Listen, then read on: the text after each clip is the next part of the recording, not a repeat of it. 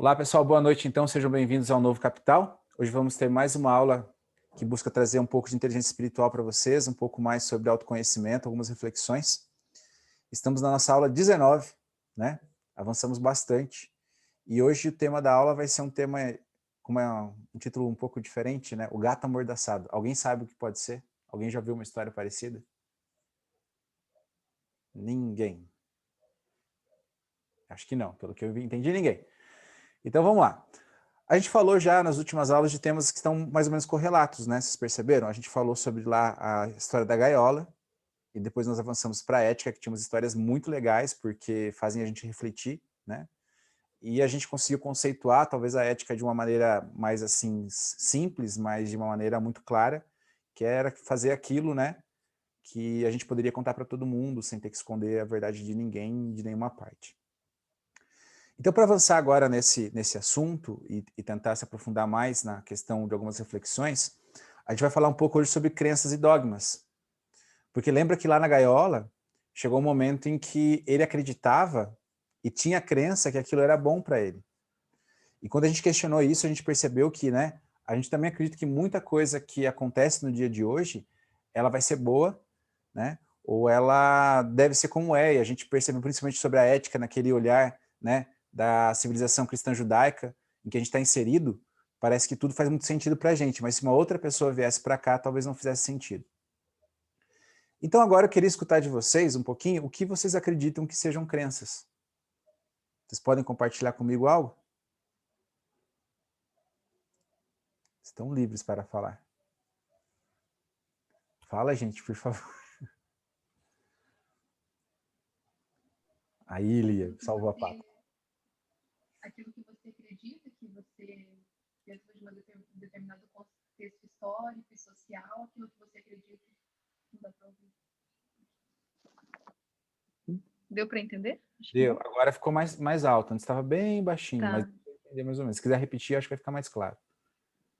Dentro de um determinado contexto histórico e social, as coisas que o indivíduo acredita. Acho que seria isso. Também. Mais alguém?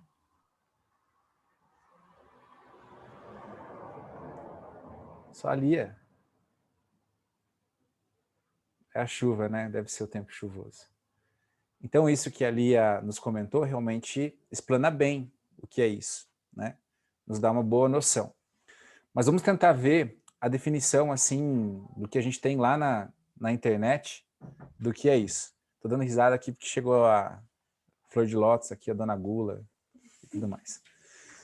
Mas a crença, a gente, né, por definição, seria um estado psicológico em que o indivíduo adota, né, e se detém a uma determinada proposição ou premissa para a verdade, ou ainda uma opinião formada ou uma convicção. Mas ele está muito ligado principalmente com as coisas que a gente acredita, né? Nem sempre o que seja um senso comum para todo mundo seja uma crença para nós. Até por isso que existem diversas religiões, né? Então eu tenho um tipo de crença, outra pessoa tem outra. E dogma, o que vocês acreditam que possa ser? Antes de eu mostrar a respostinha. Vai lá, Lia, de novo.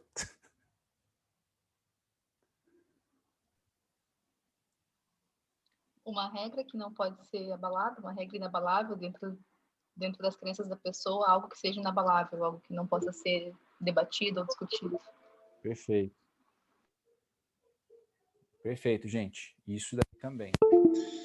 Então a gente consegue perceber que são coisas até semelhantes, né? Mas ao mesmo momento elas se tornam também, de certa maneira, diferentes, né? Então a gente consegue perceber isso. Vamos ver então aqui a definição de dogma. É um sistema oficial de princípios ou de doutrinas de uma religião, como por exemplo o neocatolicismo romano, ou os pontos de vista de uma filosofia ou escola filosófica, como o estoicismo.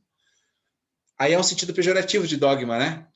Que refere-se a decisões forçadas, como as de interesses ou autoridades políticas agressivas. Então vamos guardar esses dois conceitos e agora vamos à hora da história. Uma vez num reino muito distante, mas muito distante, um mosteiro. Na verdade era na China, para nós é muito distante. Então nesse mosteiro, eles tinham um hábito de toda a manhã ficar em muito silêncio. Mas antes de fazer essa meditação em total silêncio, eles tinham um ritual que era muito interessante. Eles pegavam um gato, sempre um gato, e amordaçavam esse gato, um pouco antes de começar a meditação em silêncio. E logo depois que eles terminavam, alguns minutos depois, alguém ia lá e desamordaçava esse gato. Essa tradição durava assim já por centenas de anos. E eles acreditavam que uma das metas, né, uma das coisas para poder, uma das coisas que haveriam que fazer para atingir a meta de uma iluminação e ter uma boa meditação, era amordaçar esse gato. Faz sentido para vocês? Nenhum? Depois eu quero entender porque vocês estão calados, janelinha do meio aqui entre eu e a Lia e o Leandro. Então, estranho, não? Eles amordaçavam um gato toda manhã antes de começar as orações, ficavam em completo silêncio, faziam suas meditações e depois, quando o silêncio podia ser quebrado, eles então desamordaçavam esse gato. Depois de muito tempo, um dos jovens lá, monges, né, ele resolveu perguntar o porquê que aquilo deveria ser feito, e a resposta que ele teve é uma tradição. A gente acredita que isso é necessário para a gente poder ter uma boa meditação. E aí ele fez uma pergunta, né, que foi, mas o porquê que isso vai contribuir para que a gente tenha uma boa meditação? E, logicamente, o monge, né, que estava conversando com ele falou, porque isso nos traz o silêncio. E ele teve uma outra indagação, né, mas por que um gato, então? Por que esse gato está ali, né? Me conta o porquê que a gente precisa ter um gato, amordaçar ele. Não era mais fácil mandar o gato embora? E aí todo mundo começou a ter essa inquietação, né? Mas realmente a gente não parou nunca para pensar o porquê da história desse gato e tudo mais. E eles começaram então a procurar na história do mosteiro se havia algum registro, e isso tinha passado muito tempo, e começaram a estudar e tudo mais, foram resgatando esse registro. Até que um dia encontraram que um dos abades do mosteiro, um monge de muita sabedoria, um dia passando pela rua, encontrou um gato que estava todo machucado, ferido lá no meio da rua. E como eles têm uma atitude muito benevolente com os animais, ele falou, a gente vai cuidar então desse gato aí. A gente vai levar ele para o mosteiro. E lá chegando no mosteiro, eles deram comida para o gato, ele começou a ficar melhor, cada vez melhor e tal, e ele começou então a ter energia para ir para lá e para cá, até no momento que ele teve livre acesso e livre passo, né, por todo o mosteiro, sem que ninguém se preocupasse muito com ele. Ocorreu que, de repente, no mosteiro, quando chegou os grãos ali, quando chegavam todo o abastecimento do celeiro, vamos dizer, deles, começou a ter alguns ratinhos por ali. E o gato, como sempre, né, o que ele faz? Ele corre atrás do rato. Todo mundo achou aquilo fantástico, porque além de eles terem ajudado o animal, agora eles tinham alguém para poder caçar aqueles ratos, né? E também contribuía com eles. Porém, toda vez que o gato começava a caçar os ratos, ele fazia muito barulho. E como geralmente a meditação era a primeira atividade da manhã, quando é que o gato acordava para caçar os ratos? Bem na hora da meditação em silêncio. E aquele era conhecido como na localidade, né, no mundo, como o mosteiro mais silencioso do mundo. Eles conseguiam atingir um nível de silêncio assim que era absurdo. Só que eles não podiam fazer mal para o gato e simplesmente jogar o gato fora. Seria, assim, errado, né? Pela ética deles, abandonar esse gato só porque ele não estava correspondendo às expectativas deles. Durante algum tempo, eles tentaram se acostumar com o barulho do gato frequente ali todos os dias e tal, e não conseguiam. Até que o Abed teve uma grande ideia. Ele falou, faz o seguinte, pega o gato, vamos amordaçar ele e prender ele aqui do lado da gente. Assim a gente tem certeza que ele não vai ficar andando por aí e fazendo barulho, derrubando algo. E com ele amordaçado, ele não vai mais fazer barulho. Façam isso de uma maneira que não fira ele, né? Não machuque. E assim que terminar a nossa oração, a gente dá um tempinho, assim que a gente voltar para a gente mesmo, a gente vai lá, desamarra o gato, tira a mordaça dele, e aí ele pode continuar fazendo o barulho que for, porque já não tem mais importância. Acontece que o Abade morreu, o gato continuava lá, os outros mais antigos foram morrendo, e o gato continuava lá, e aí vieram os novos, eles simplesmente viam as pessoas amarrando o gato, né? Os mais velhos amarrando o gato, amordaçando o gato antes da oração. E quando todos morreram, eles continuaram fazendo isso. O gato morreu. Aí eles foram buscar um outro gato que fosse parecido, porque eles começavam a acreditar que para, né, a oração deles, para que a meditação deles funcionasse, aquele gato tinha que estar ali. E isso aconteceu por 10, por 50, por 100, por 200, por 300 anos, e já não sabia mais há quanto tempo aquilo tinha começado. O que nós podemos tirar dessa história? Agora eu quero a contribuição de vocês. Senão eu vou começar a nomear. Tayla, vamos lá. Você está sempre falando, hoje você não está. Force-se.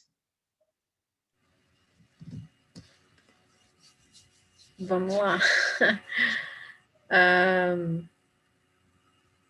Eu acho que assim, o que acabou acontecendo ali, que é muito comum acontecer até nos dias de hoje, existia um motivo para aquilo ser feito, que não era nada relacionado com a prática deles, mas que por ter se tornado uma prática muito comum, as pessoas começaram a repetir aquilo ali sem pensar e sem perguntar, indagar o porquê que estavam fazendo, simplesmente aceitavam o que estava sendo pedido e faziam. Com o passar do tempo, não sei, talvez tenha virado um dogma ali daquele espaço, não questionado por ninguém. Talvez alguém até pensou em questionar, mas aí como achava que era um dogma, que era uma verdade absoluta, achou melhor não questionar, e assim foi se passando, né? Exato, isso mesmo. E você imagina quantas pessoas falaram assim, imagina se a gente tirar esse gato, a gente vai morrer, a gente não vai alcançar a iluminação, a gente vai voltar na outra vida. Você imagina a loucura que talvez se instalou na cabeça desses monges? Alguém mais quer comentar alguma coisa? Eu sei que vocês querem, eu tô vendo a cara de ansioso de vocês aí. A Júlia tá ali, ó, roendo as unhas para falar. Pode falar, Júlia. Bem, já que você está pedindo para falar... Eu tô com a Tayla, estava mesmo no meu raciocínio com a Tayla. Tá, Para mim que virou um... Não, que virou um... Isso aí ninguém questionou, acabou virando uma crença, né? Tipo Sim. assim, que ninguém que virou uma crença que ninguém mais questionou porque aquilo já estava auto-imposto, assim, né? Uhum. Quem mais, gente? Tô Fala, roendo cara, as você unhas fala mais mesmo. alguma coisa? Eu até estava vendo uma aula hoje de uma médica que eu descobri aí nas redes sociais, que trabalha com medicina integrativa. Uhum. E ela estava comentando como é difícil. Então, agora a gente também está passando por uma época difícil em relação à saúde, né? Existem alguns paradigmas, digamos assim, que às vezes não são questionados, né?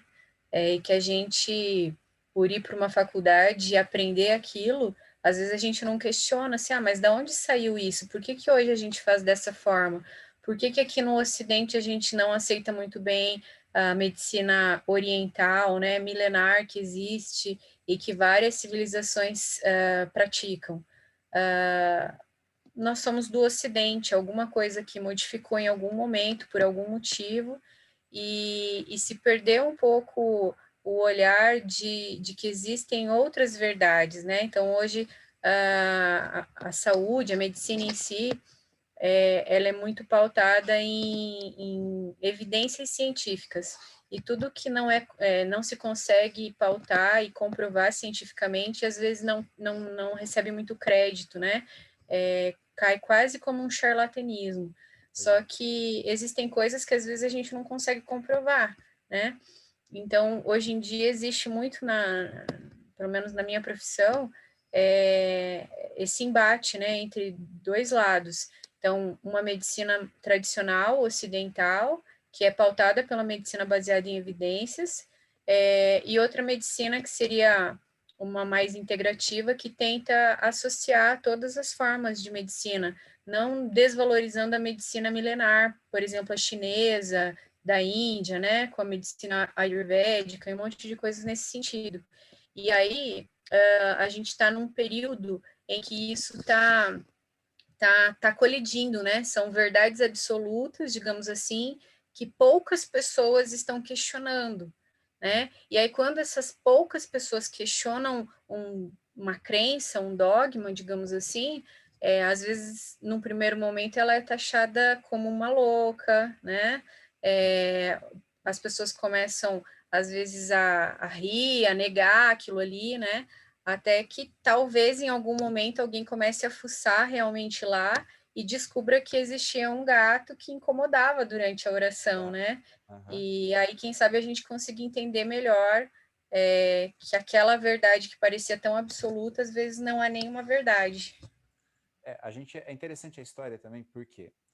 Porque ela traz exatamente isso, né? A gente tem conhecimento de partes e a gente não consegue, às vezes, entender qual é o todo. Então, isso não ocorre somente em coisas que são da nossa profissão, mas principalmente conosco. Com certeza, se vocês pensarem, deve ter algo que vocês, um hábito, alguma coisa que vocês fazem ainda no dia de hoje, que não tem uma explicação lógica, mas quando você lembra a origem, você fala, não tem nada a ver. Né? O que eu faço hoje é, assim, por exemplo, o pessoal que tem um pouco de toque, vamos dizer assim, né? Tem que ir lá e dar 2 chutinhos na porta. Tá apontando para alguém aí, Lia? Tem que dar 2 chutinhos na porta, sei lá para quê, e depois sair, dar 2 voltas, essas coisas. Quer dizer, e a gente às vezes coloca isso com tanta verdade pra gente que se torna realmente a verdade, né? Se passa a ser a história que a gente conta para os outros. Alguém mais quer comentar alguma coisa? Leandro quer se defender?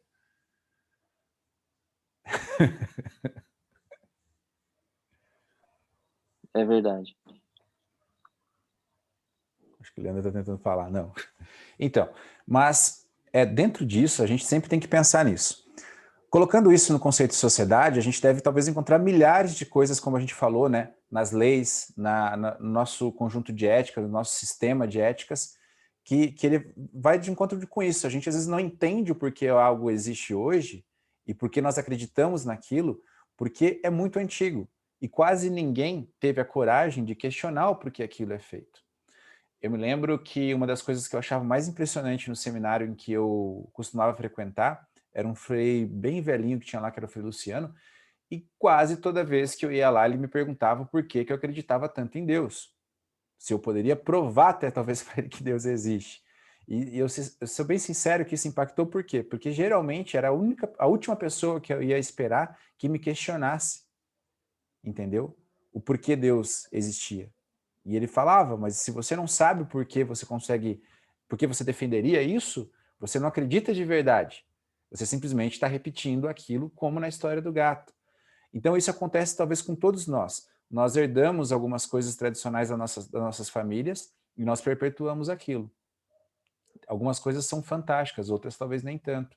Porque assim, é aquilo que a gente já comentou em outras aulas. Hoje, por exemplo, uma das crenças é que muitos têm que tirou acima de 7 está ótimo. Numa aula, em alguma coisa que vocês estejam fazendo, num curso, alguma coisa, gente, 7 é 70% do conhecimento. 70% do conhecimento, ok, mas será que a gente está preparado para operar qualquer coisa, estar à frente de qualquer coisa com 70% do conhecimento? Vocês entendem? Será que garantir que esse aluno está na média, ele está apto realmente a fazer alguma coisa? E é o que a gente tem percebido hoje, né? As pessoas vão para a faculdade, elas se formam, mas quando elas se formam, elas não sabem o que elas vão fazer. As pessoas, os alunos saem da escola, mas quando eles pegam um texto para ler, eles não sabem interpretar o texto.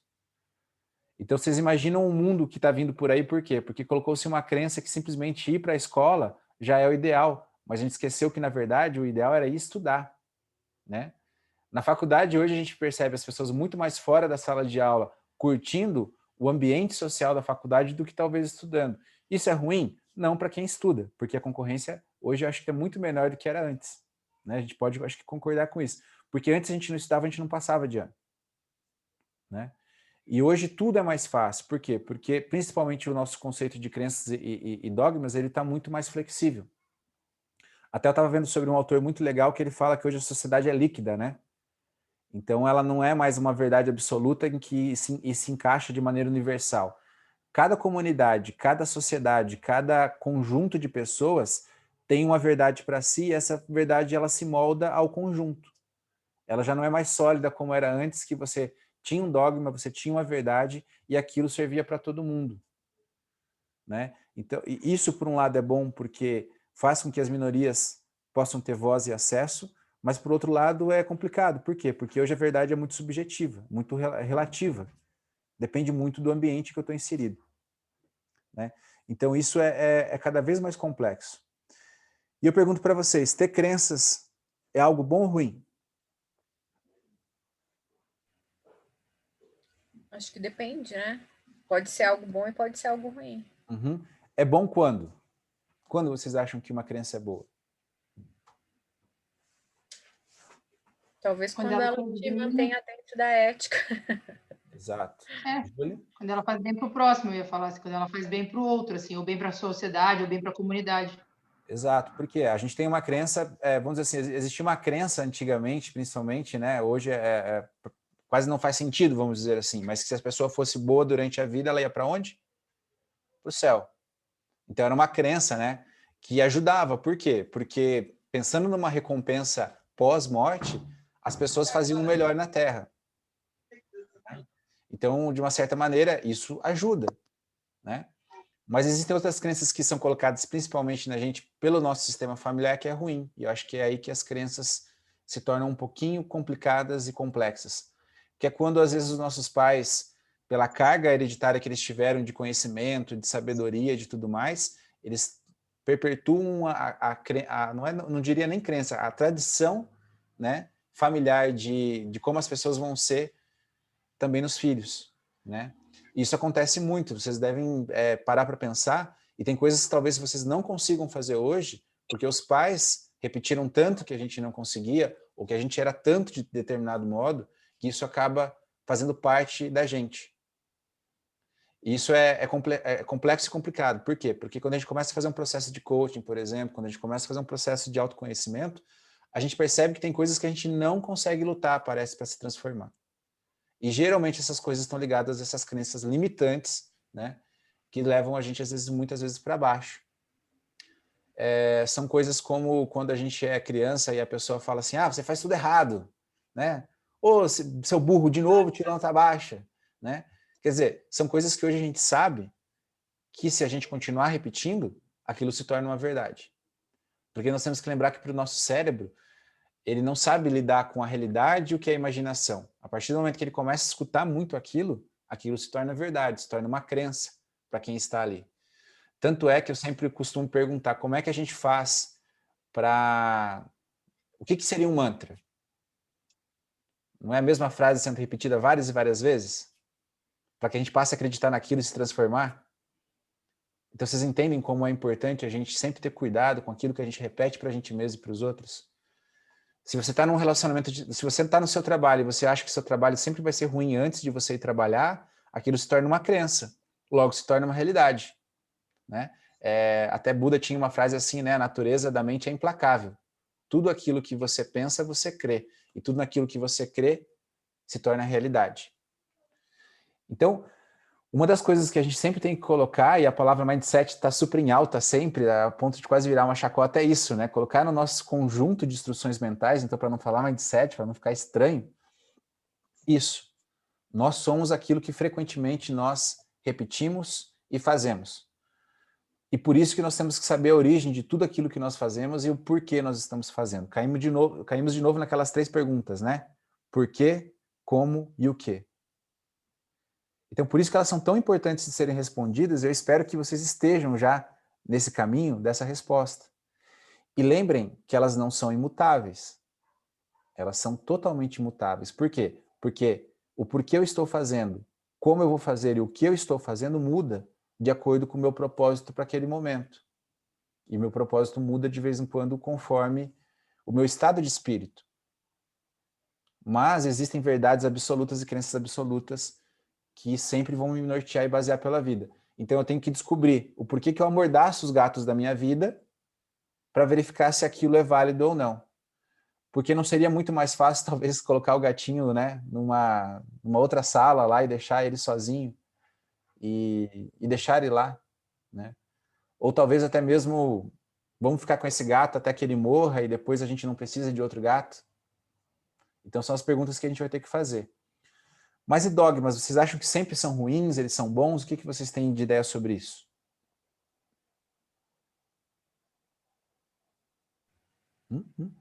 Eu fiquei com uma dificuldade, talvez, aí de separar a crença e o dogma.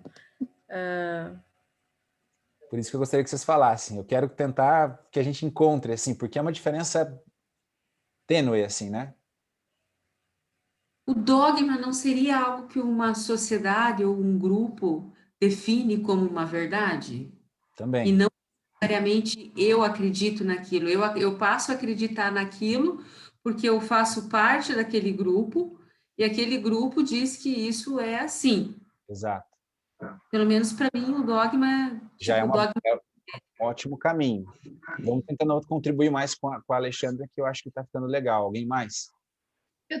Quando eu penso em dogma, me traz uma carga mais negativa, assim, não sei se tem, mas me traz uma carga mais pejorativa, assim, não algo tão, Livre. não sei, você falou em ser uma coisa positiva ou negativa, não sei, quando eu penso em dogma, eu penso em alguma coisa Pesada. mais pejorativa, assim. Legal. Vamos lá, pessoal, mais contribuições. Isso está ficando bom. Quando eu ouço a palavra dogma, eu penso em dogmas religiosos, a Perfeito. princípio. Isso é ótimo. Estamos indo a caminho. Bruno. Também avaliado dessa forma, da mesma forma com que a Alexandre comentou ali. Às vezes a gente acaba, nessa questão do dogma ali,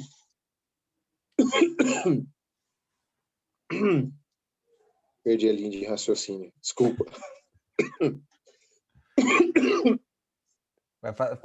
Coloca uma máscara, rapaz. Manter o distanciamento social. Mas você concorda com a Alexandra, então, ali no início do que ela estava dizendo, né? Isso que eu queria colocar. Show. Alguém mais, gente? Não? Então, vamos lá. É uma linha muito tênue mesmo, né? É difícil a gente entender por quê, mas vamos se atentar a isso. A crença é uma coisa que, principalmente, ela é psicológica. Ela está meio que nascendo conosco ali, ela nasce de um grupo pequeno. E não necessariamente ela vai ser aceita por todo mundo, né? O dogma parece que ele é mais imposto, ele é uma coisa assim que você acredita ou você não acredita. Mas, se você quer ser inserido naquele grupo, você tem que acreditar. Isso parece pra gente que é pesado, por quê? Porque parece que é uma imposição. Porque antes eles eram impostos, né? A gente falando de religião, se você não fosse primeiro, vamos dizer, num primeiro momento judeu, você não ia ser salvo. Depois, se você não fosse cristão, você não seria salvo, né? Depois, principalmente, se você não fosse católico, você não seria salvo. Aí vieram outras igrejas cristãs, então assim, não, pelo menos você tem que ser cristão, né? E dentro de cada religião, que é o que a gente mais consegue, talvez, ter uma noção de dogma, né? Porque a gente tem principalmente a palavra dogmas religiosos, né?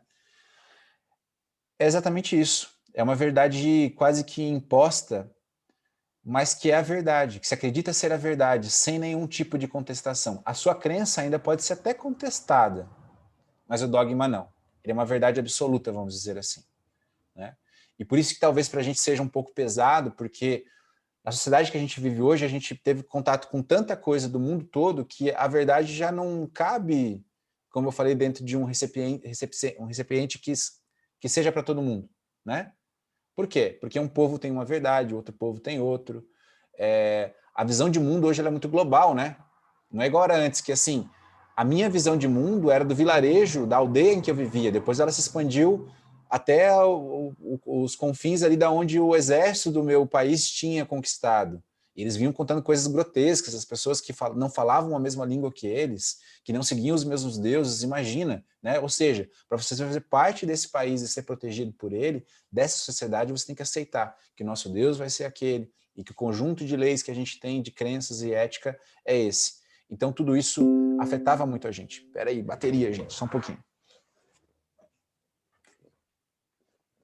Desconectou aqui.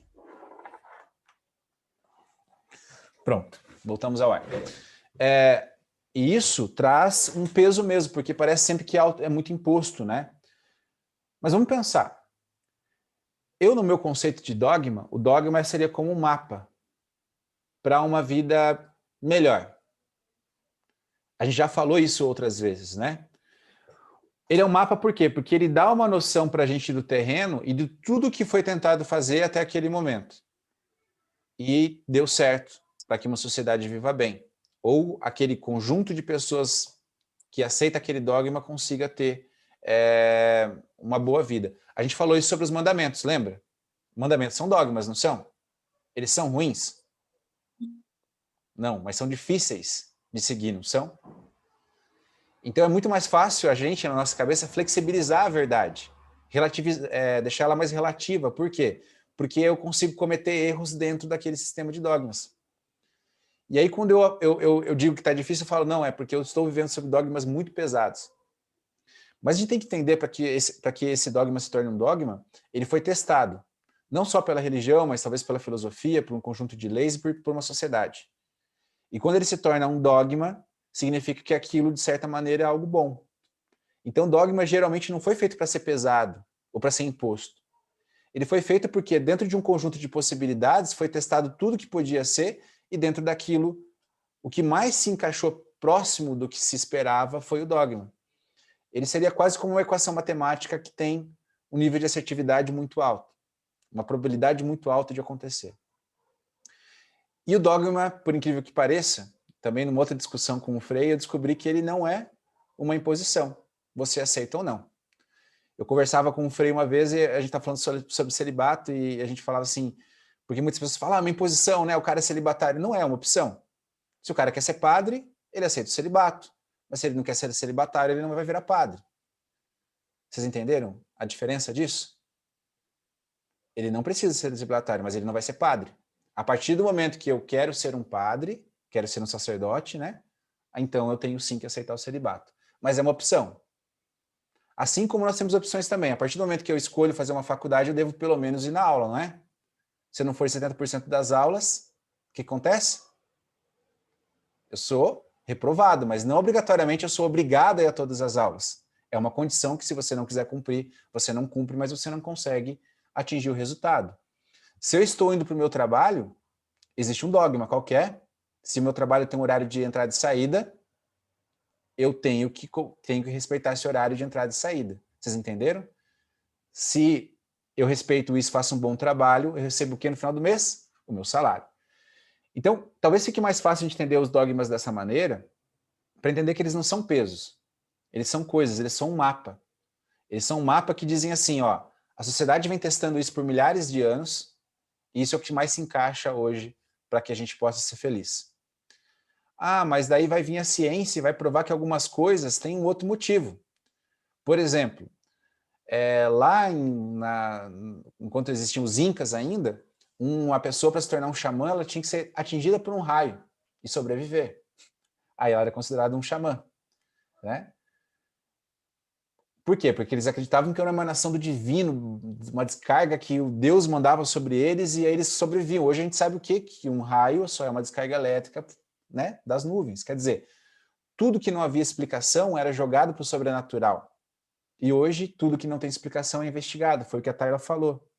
Por isso que talvez a gente não consiga mais acreditar em verdades que não sejam palpáveis. Isso de todo não é ruim. Mas a gente tem que lembrar também que existem coisas que são do ser humano, que é a nossa intuição, que é o nosso espírito, que hoje a gente nem consegue explicar. A gente consegue uma explicação científica para o que é alma? Não. Então, se a gente for por essa lógica, a alma não existiria. Vocês entenderam? Mas, aquela coisa que eu perguntei na primeira aula, talvez, né? Se a gente morre e eu preciso reproduzir eu mesmo, eu vou lá e faço um clone de mim, aí eu morro e ativo aquele clone, vai ser eu? Mesmo sendo geneticamente 100% igual a mim? Aí eu não sei se vocês assistiram aquele filme, Cópias de uma Vida, se eu não me engano, né? Que conta exatamente a história disso. Keanu Reeves, ele tá lá no laboratório, a família dele sofre um acidente e ele trabalhava exatamente com, como é que se diz? Com clones, né? E ele faz um clone da família dele. E a pergunta é, aquela é a família dele ou é uma outra família? Então, as crenças e os dogmas, eles são exatamente para isso, eles norteiam a nossa vida. E principalmente as crenças, que são coisas que são um pouco mais subjetivas, elas além de nortear a nossa vida, elas nos definem um pouco quem nós somos diante de certas situações. Então nós temos que entender, toda vez que nós estamos realizando alguma tarefa, ou nós estamos nos julgando principalmente, quando existe um julgamento da gente mesmo, será que a gente sabe por que a gente está nos amordaçando? Quando a gente vai lá e se poda, a gente vai lá e coloca uma mordaça na gente mesmo, em uma determinada situação que está ocorrendo na nossa frente. Será que a gente entende o porquê que a gente está sendo amordaçado? Por que a gente mesmo se, né, imputa essa punição, vamos dizer assim? Será que quando eu quero expandir os meus horizontes, sejam espirituais, financeiros, profissionais, né, com os meus filhos e toda a minha família, será que eu entendo por que eu não consigo? Será que eu entendo por que talvez eu não consiga lá falar com a minha família e abraçar todo mundo? Será que eu entendo por que no trabalho eu sou uma pessoa quieta e não quero me relacionar? Será que eu entendo por que eu sou o palhaço de todo o grupo? Será que eu entendo por que eu sou o líder? Por que eu sou o cara que quer ser liderado? Então, de novo, a gente tem que pensar na gaiola. Será que eu entendo o porquê que eu me deixei colocar nessa gaiola? Porque às vezes a chave está lá na porta, mas você está acostumado a ser colocado na gaiola. A mordaça é fácil de retirar, mas você está acostumado com a mordaça. Você até talvez deseje que ela venha durante o dia. E isso ocorre com todo o resto. Porque quando a gente quer crescer, o que a gente mais vai se deparar são com as crenças que não permitem a gente crescer. Percebam isso nas trilhas. A pessoa quer fazer um desafio, ela se inscreve no desafio. Quando ela chega e ela olha para o topo da subida, o que ela fala que não pode fazer? Eu não vou conseguir subir isso. Eu não dou conta. Não vai ter jeito. Eu vou ficar pelo meio do caminho. Né? Sempre palavras que nos colocam para baixo. Sempre coisas que fazem a gente acreditar que a gente não é capaz. Eu acredito que vocês talvez não tenham tanto esse problema porque estão aqui. Né? E uma das coisas que os budistas creem que mais nos afasta da iluminação, eu já repeti isso várias vezes aqui, é a nossa própria preguiça, a nossa própria crença na nossa incapacidade, principalmente na crença que tudo é difícil de ser alcançado. Criou-se uma crença, principalmente no mundo ocidental, que eu tenho que passar pelas fases lá, né, do herói, da jornada do herói, que eu não consigo a felicidade sem realmente luta. Eu preciso ser um guerreiro. Todo mundo fala assim, não, cara, eu estou sobrevivendo ao campo de batalha, eu estou no combate. Hoje, né, é até uma das coisas que você fala para uma pessoa que é forte, cara, você é guerreiro, vamos lá e tal. Mas quem disse que a vida é uma grande batalha? Aonde mais morre gente? Qual é o acontecimento que mais morre gente? Não é numa guerra? Então, a guerra ela vai vir, ela é necessária, mas nem em todas as fases da nossa vida. Tem momentos em que simplesmente a gente tem que parar, observar e ter uma estratégia. Porque se a gente não tem uma estratégia, a gente faz parte de quê? Da estratégia de alguém. Né? Então, as crenças e os dogmas, eles são importantes também, mas a gente tem que verificar se eles não fazem com que a gente seja parte da estratégia de alguém e qual é o real significado de cada um. Se são coisas que vão levar e impulsionar você à frente, a ser uma pessoa melhor e principalmente maior, uma pessoa com um espírito maior, com uma alma muito mais lapidada, isso é bom. Mas se existem crenças que te levam para baixo, e dogmas também são autocolocados para a gente, tá? Não esqueçam disso. Tem coisas que são piores que as crenças que vocês acreditam que te colocam para baixo. Tem os dogmas que vocês falam assim, isso aqui não adianta ninguém nem discutir. É o típico pessoa que fala assim, ó, eu sou assim e me aceito. Se o cara, eu sou assim, e você vai me aceitar do jeito que eu sou. Eu acho que não há coisa mais triste assim na face da terra de escutar alguém falar isso, sabe? Eu sou assim. E se você quiser ficar próximo de mim, ou se quiser ser meu amigo, trabalhar comigo, ser o meu funcionário, ser o meu chefe, você vai ter que me aceitar da maneira que eu sou. Você imagina? Se o cara vem repetindo isso desde a infância, significa que ele é a mesma criança que ele foi lá atrás e ele nunca vai mudar. Significa que ele é tão incapaz de ir além que ele tem que utilizar isso para ser amado, porque é a única maneira que as pessoas vão amá-lo. Aprender, né, a aceitá-lo como ele é. Claro, nós devemos aceitar as pessoas como são, mas não devemos também fechar os olhos para as crenças que fazem com que aquela pessoa talvez não seja o melhor que ela pode ser. E quem que consegue tirar as nossas crenças limitantes? Consegue alguém lá com uma varinha mágica e falar assim, agora você não acredita mais nisso. Então, Somente nós mesmos. Mas quem que pode, às vezes, apontar o caminho da crença limitante, da crença que faz você ficar para baixo? Os coleguinhas. E a gente não pergunta, sabe por quê? Porque a gente tem medo da resposta. Porque o ego, quando ele se encontra uma dessas crenças, ele fala, cara, deixa isso pra lá. Vai dar um maior trabalho refazer isso. Nem mexe, não cutuca, vai cheirar ruim, deixa isso pra lá. E aí sabe o que você tem que fazer? Meteu o pé e falou assim, quero ver se eu não consigo mexer. Mas às vezes a gente é uns cagão, né? A gente fala assim, não, cara, você tá certo.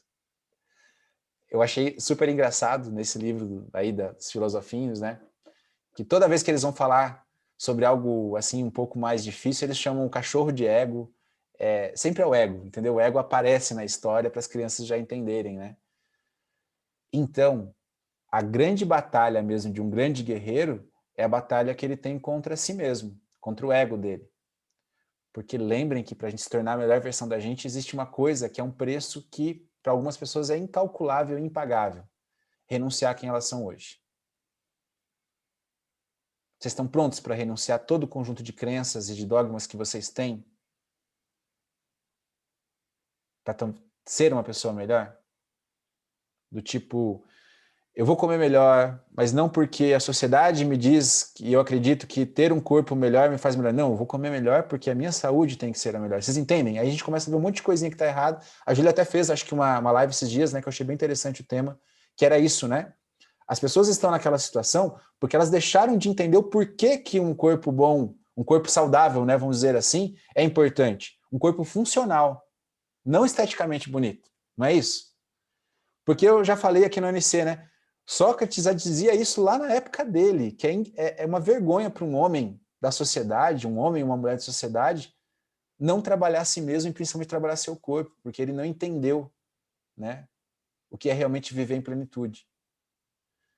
E não é isso, eu percebo um grande impacto, principalmente quando a pessoa vai para um primeiro desafio, como foi o Sidney, porque às vezes ela acha que ela está fazendo a dieta da época, e ela está indo na academia, ela está hipertrofiada, e ela está com um corpo bonito, está com um percentual de gordura baixo, e ela chega lá e vê às vezes um gordinho lá, subindo a milhão, e ele para trás, e ele fala, caraca, o que aconteceu? Aconteceu que o gordinho que está às vezes lá comendo, né, ele entende assim, ele falou, cara, eu não estou tão consciente nisso, mas meu corpo está funcional.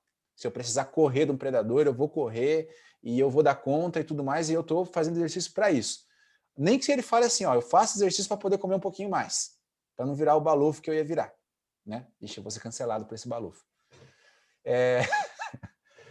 Então, e aí tem isso já aconteceu comigo, teve uma época que eu fazia musculação e me matava, ia para a montanha e toda vez, meu Deus do céu, cara, não consigo.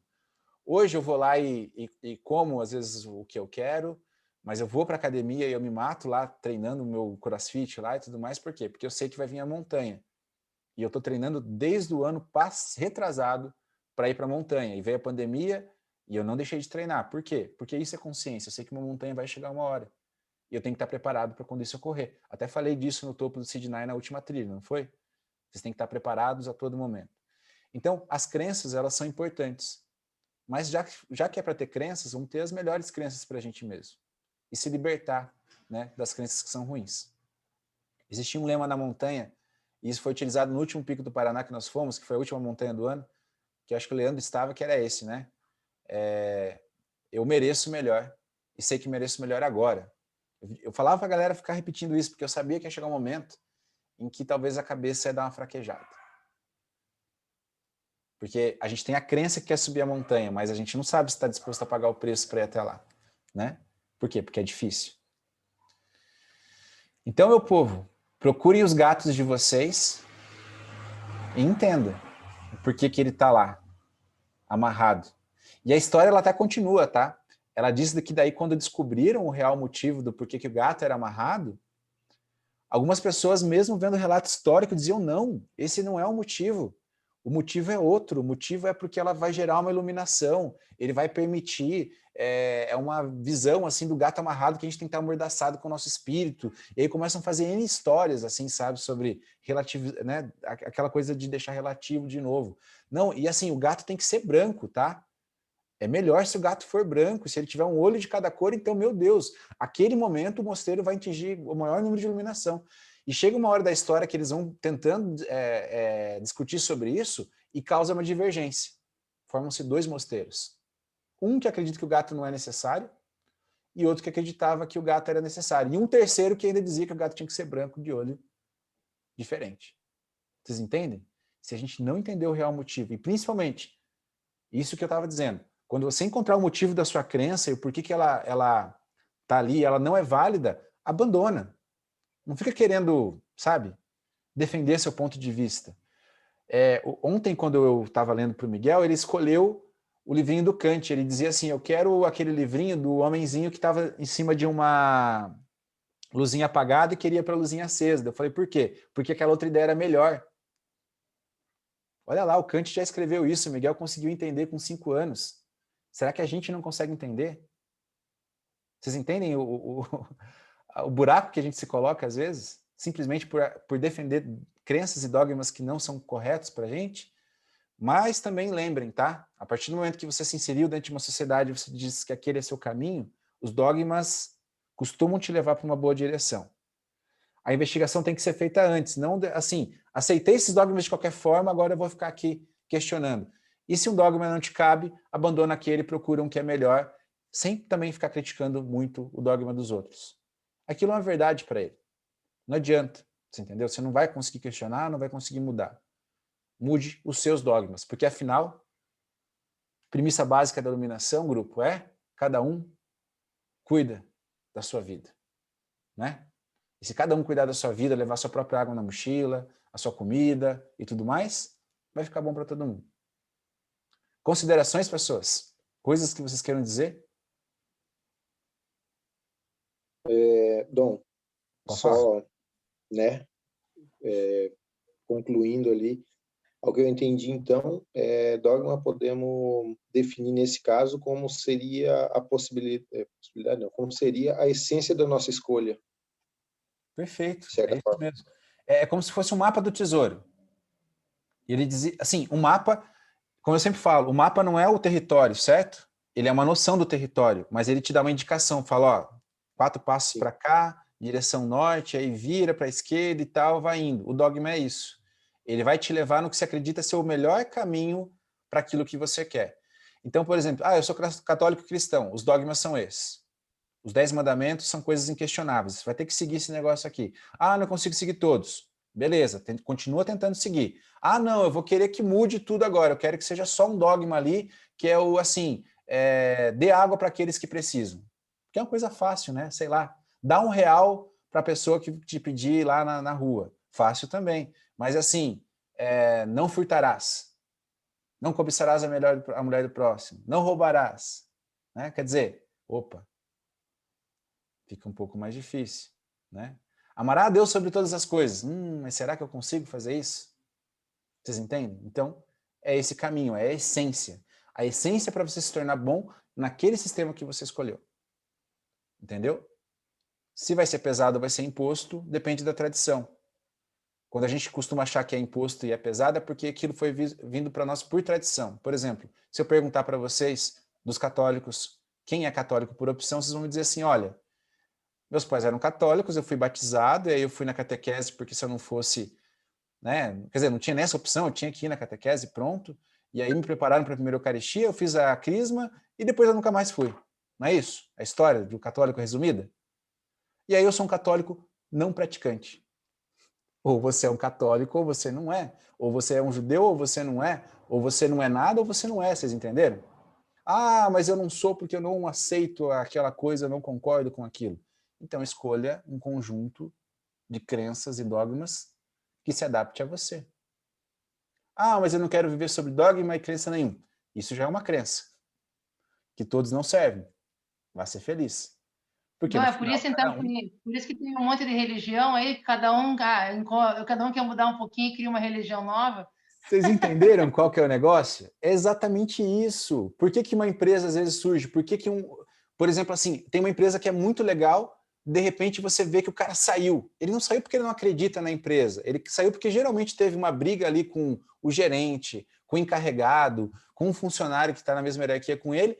Em vez de ele ter lá tentar resolver a situação, ele fala o quê? Ah, eu vou lá e vou abrir uma empresa da mesma coisa porque eu já tenho uma carteira de clientes que está ali, vou lá, vou puxar aqueles caras, abro uma empresa. Vamos colocar assim, eu estou lá na minha religião. Ah, mas eu não concordei com esse negócio aí dos 10%. Eu concordo se for 15% para mim e 10% de repasse para os outros. Ah, vou abrir uma igreja, né? Então o cara vai lá e abre uma igreja. Não estou dizendo que todas fazem isso, estou dando exemplos aqui muito, né, hiperlativos. E é isso. E o que acontece principalmente no relacionamento, hoje em dia? E eu sou também produto disso, porque hoje, por exemplo, se separar de alguém, não é mais o que era antes, que você, tipo assim, tinha que carregar uma letra A lá, né? A letra escarlate e tal, e tudo mais. Ah, você não tá feliz, cara? Pega tuas coisas e vai embora. Por isso que a sociedade se tornou líquida. Porque nós não lutamos mais por aquilo que nós acreditamos. Porque nós nem sabemos o que de verdade a gente acredita. Vocês imaginam se não fossem os dogmas dentro da Idade Média? Ah, mas queimaram um monte de bruxa. Cara, tem uns caras insanos em tudo que é lugar, não tem? Por exemplo, a gente pode dizer que o islamismo é o Estado Islâmico? O ISIS? Eu estava vendo esses dias lá o vídeo dos caras quando eles chegaram nas cidades mais antigas da Suméria e foram derrubando as estátuas e tal. Só que eu não posso dizer que um muçulmano é daquela forma. Ele não é aquilo. Aquilo é uma parcela ruim, entendeu? De pessoas que se intitulam muçulmanos, mas pegaram os dogmas, deturparam e não concordaram, por exemplo, com a abertura e diálogo com os demais, e falaram, cara, não, eles não estão defendendo a verdadeira fé, a gente vai defender desse jeito. Vamos colocar os caras para explodir e tudo mais. E toda religião tem essas fases, tá? Assim como lá na Irlanda tinha o IRA, não tinha? Que era o exército católico, né? Que estava tentando ter uma guerra com os protestantes. Pesquisem para vocês verem as coisas bizarras que aconteciam lá, para vocês verem, na Irlanda. Os protestantes iam com máscaras para assustar as crianças que eram católicas no final da escola e vice-versa. Você imagina? Tudo por bobeira. E aí, por isso que eu acho que o único vídeo do Portas do Fundo que eu acho que realmente vale a pena é aquele do Deus Indonésio. Se vocês não assistiram, depois eu coloco o link, mas procuram. Vocês vão ver que aquilo ali define muito bem o que vai ser no final. A gente não sabe qual está certo. Talvez seja uma religião lá da Polinésia. Só que ela não foi difundida no mundo todo. Então a gente talvez morra e todo mundo vá lá para outro lugar. A gente acha que vai para o céu, mas não, né? Então, é por isso que surge tanta coisa. E você imagina o que seria da sociedade sem esse mapa? Indicando parte do caminho?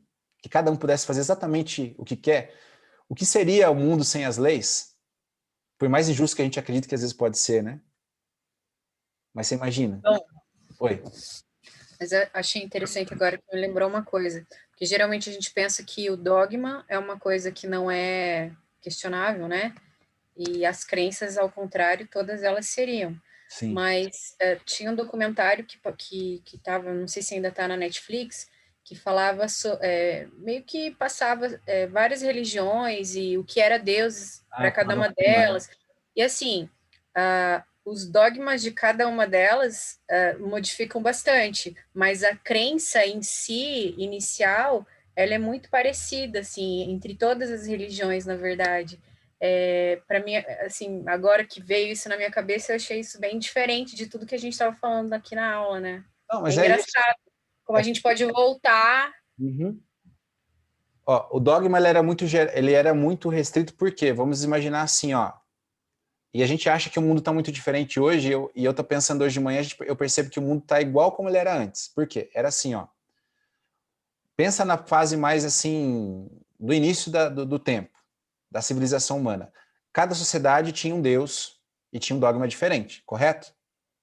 Então tinha uns lá que matavam as pessoas, faziam oferenda, outros não, outros eram meio vegetarianos, não queriam matar ninguém, comer ninguém, uns assassinavam as crianças, outros queimavam umas bruxas, essas coisas.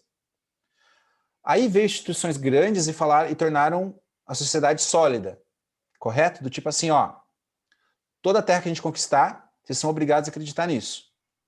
E aí houve, né, uma era assim de paz e tranquilidade financiada pela guerra. Beleza. Chegamos então no momento em que o dogma se tornou global. Vamos pensar no Ocidente. Todo Ocidente é meio católico, não é? Então o Ocidente católico tinha e é baseado por normas do catolicismo. Aí aconteceu o que a Júlia falou. Um cara falou assim, não concordo. E teve a coragem de falar, você quer saber? Já que vocês não vão mudar, vou fazer aqui o meu clube. Né? Vou fazer a minha religião. E fez. Aí ele pegou uma parcela enorme de gente desgostosa, que nem abrir uma concorrente de uma coisa que nunca teve concorrente, né? Os caras que estão lá falam, não, vou lá, né? Nem que seja para conhecer, porque né? Ali talvez a coisa seja mais fácil, não precisa tanto. Aí o rei lá criou uma igreja porque não estava muito afim de que o divórcio não fosse homologado, né? Estou falando assim por cima, a gente sabe que é muito mais profunda essas questões. E de novo a gente foi o quê? Tendo compartimentos. Esses compartimentos foram crescendo. Então a gente voltou, em termos de dogma e crenças, exatamente para o início dos tempos. Em que cada região tem o seu dogma e tem a sua religião e está tudo bem. E talvez daqui a um tempo... Lembra aquela frase, tempo de Pisces fazem homens fortes fazem tempos fáceis. Estamos vivendo tempos fáceis, entendeu? Por quê? Porque hoje você pode falar que... cara, eu quero me converter ao Islã. Ninguém vai falar para você, seu traidor da fé e da moral, né? Você vai ser excomungado. Pensa para um ser humano de talvez 100 anos atrás, ele recebia a excomunhão. Tanto que era um termo, um xingamento, né? Ou sou excomungado. Você fala assim, tá. A igreja me excomungou e daí? Antes o cara, sei lá, ele se matava talvez, né? E aí se ele matasse era pior, porque daí realmente ele não ia para o céu, porque a crença e o dogma era que os suicidas não têm direito ao céu. Vocês conseguem entender? Mas imagina se não fosse naquela época em que não tinha um psicólogo e tudo mais, não existisse um dogma que o suicídio não levava para o céu e levava direto para o inferno. Ai, mas é muito pesado isso, né? Mas naquela época não tinha nenhum psicólogo. Eles fizeram o que dava para fazer com as ferramentas que eles tinham, que era falar, cara, a galera começou a se matar aí, tá ficando complicado. O que a gente faz? Fala lá que quem se matar a partir de agora não vai para o céu. Todo mundo parou de se matar. Foi bom ou foi ruim?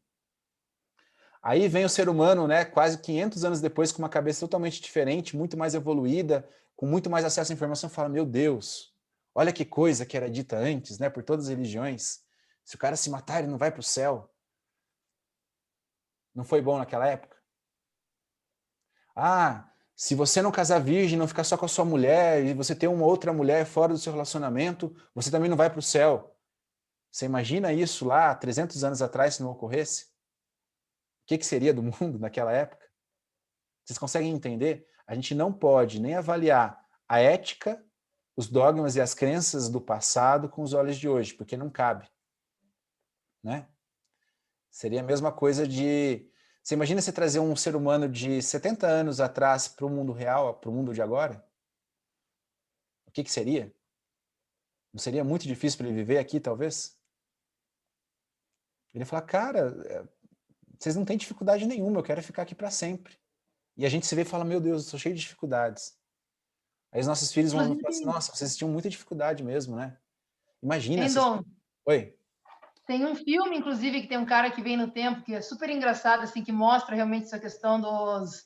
Que é um cara que é, sei lá, de que século passado, e ele volta para tempos atuais, assim, eu não sei o nome exato agora, mas é super engraçado e realmente mostra isso, assim. Tipo, esses novo ou é mais antigo? Hã? É um filme novo ou é mais antigo? Vamos tentar descobrir depois. É um pouco mais antigo, vou ver se eu acho o nome, mas é super engraçado, assim. É super engraçado. Tem até um filme chamado Ele Está de Volta, que é Hitler voltando para... Já assistiram? Está na Netflix, eu acho até. Ou não tem. Ele está de volta. Hitler volta para o tempo atual. E sabe o que acontece? Tudo de novo. Entenderam? Então tem coisas que estão no nosso ser, e a gente... E tem um filme fantástico sobre crenças também, que eu acho que você tem que assistir, chamado A Onda. Que ele mostra exatamente um estudo que deu errado sobre as crenças, entendeu? Eles criam lá dentro de uma escola uma situação e a situação foge ao controle. Então é bem legal também. Gente, eu acho que, de novo, é um tema que vai fazer vocês ficarem pensando durante a semana. Procurem os gatos de vocês, O Michel já achou o sapo dele na última trilha, né? Você vê, o sapo dele viajou com ele na bota dele até a casa dele. Então imagina os gatos que são bonitinhos, a gente não percebe eles, né? Então procurem os gatos de vocês, verifiquem se vale a pena amordaçar, se não é melhor soltar e não ter mais necessidade de estar presente com eles ali, tá ok? Eu vou atrás dos meus essa semana, vai ser tenso. E eu espero que na próxima aula a gente se veja, então. Não sei se alguém quer falar mais alguma coisa. De novo, é uma aula que parece que todo mundo fica meio assim, tipo, pensando. Eu espero que seja pensando, não tipo, oh, meu Deus, né? Que coisa. Tranquilo, meu povo? E movimento é aquele grupo, tá? Mesmo, Dó, que é assunto mais profundo, que daí você fica tentando pensar em você, o que tipo, em Exato. si mesmo, o que você tem que... Sobre crença, eu acho que, tipo, talvez a gente fica mais quieto, porque fica pensando mesmo, assim, tentando se colocar, Sim, se implicar. Eu acho que é legal, porque a gente está saindo um pouco daquela coisa mais superficial, de coisas assim, ah, que legalzinho isso, e, pô, né, cara, eu vou ter que tomar uma decisão, né? E lembra que a gente tem que sempre agir, né? E uma notícia legal que eu estou esquecendo das aulas é o seguinte, tá? Tem duas coisas bacanas que vão acontecer. Primeiro, que a partir de março eu volto a dar aula lá na Universidade de Joinville, exatamente sobre esses temas, então para mim está sendo muito legal. Eu vou dar aula sobre ética, ecologia e resolução de conflitos. Então agora eu tenho que cuidar ainda mais para resolver os conflitos. Não sei se eu sou o cara mais indicado para isso. É nada, né? Depois da história da máscara aí, eu acho que tô legal. E a gente está pensando seriamente aqui, a gente está pensando não, já é uma verdade, tá? A gente já elaborou o curso de inteligência espiritual de uma maneira estruturada, que algumas pessoas estavam me perguntando, né? Por quê? Os assuntos aqui eles são um pouquinho mais soltos, né? A gente vai e volta, fala de um assunto, e lá não. A gente vai ter uma grade, esse curso vai ter uma duração de aproximadamente uns 8 meses, e eu vou cobrar muito mais de vocês, porque a gente vai provavelmente ter um ambiente em separado para a gente poder trocar arquivos. Essas aulas desse curso vão ficar disponíveis somente lá. O ONC continua, tá? Não fiquem preocupados com isso, mas aí quem quiser vai poder ter esse a mais de fazer esse curso lá, porque muitas pessoas falaram assim, ah, mas como é que era o curso lá? É um pouco mais estruturado, sim, porque a gente pega um tema e geralmente são 4 aulas daquele tema, no mínimo. Então, claro que, por exemplo, o tema ética, a gente consegue ir lá e abordar ele no olhar da inteligência espiritual de maneira muito mais profunda. E também, provavelmente, não sei se esse ano, mas no ano que vem, sim, nós vamos fazer algumas montanhas, foco totalmente baseado nisso, tá? Então vão ser talvez até uns diazinhos a mais, assim, para a gente poder se trabalhar antes, e durante a montanha, aí eu vou trabalhando exatamente esses aspectos, tá? Acho que meu celular morreu a bateria, eu vou passar para essa câmera aqui. Então, quem quiser já vai se preparando, assim que tiver tudo pronto eu aviso vocês, tá? Ele vai ser online, porque eu acho que facilita mais. Mas algumas pessoas me pediram se depois do segundo semestre a gente consegue fazer um curso também presencial, o que eu acho muito bacana. E eu tô com alguns horários, eu voltei a fazer os atendimentos para coaching, né? Então, se alguém tiver alguma coisa aí que queira ser trabalhada e tal, né, Tara, sabe que é um pouco chicote, né? As sessões são assim, pé na cara às vezes, mas vale a pena, eu acho, né? Espero que esteja valendo. Então, quem quiser, tem essas 3 coisas aí, essas 3 novidades que vocês vão poder ter depois nos próximos anos. Fala, coach. Ia falar alguma coisa? Não, só ia responder que vale a pena. Ah, que bom. Porque cada um Acho que perdeu a sua vida. tudo, tudo que ajuda no nosso crescimento é válido, né? De qualquer forma. Tem Isso, ajudado bastante. que bom. Então já, Tenho gente. aprendido a ficar quieta. E aí quando fala, mas lembra que vamos começar a sessão já. Amanhã, quarta-feira, a gente continua falando sobre isso. Gente, brigadão então, tá? Eu acho que foi uma aula um pouquinho mais longa, mas é legal, porque a gente teve uma interação bacana de vocês, tá? Obrigado, Bruno, por ter a primeira vez aí. Acho que tinha a Cris também, né, que eu não costumava ver. E a Angélica estava ali escondidinha porque ela chegou um pouquinho depois, mas é normal. Até mais, Foi gente. ótimo, obrigada. Foi muito bom, obrigada. Até mais. Valeu, abraços. Valeu. Obrigada, tchau, tchau. Tchau.